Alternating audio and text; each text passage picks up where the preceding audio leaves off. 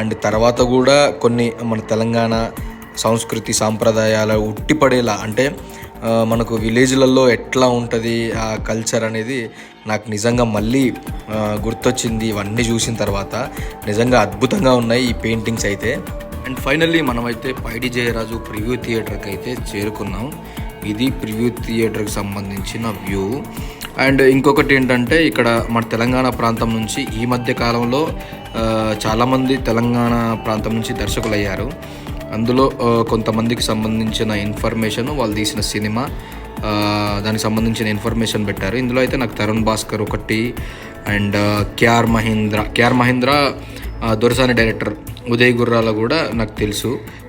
మా preview start అవ్వడానికి ఇంకా కొంచెం టైం పట్టిద్ది అనగానే నేను రవీంద్ర భారతిలో ఇంకా ఏమేమి ఉన్నాయి అని చెప్పి చూడ్డానికైతే బయలుదేరాను. నాకైతే ఇక్కడ ఒక ఆడిటోరియం అయితే కనబడి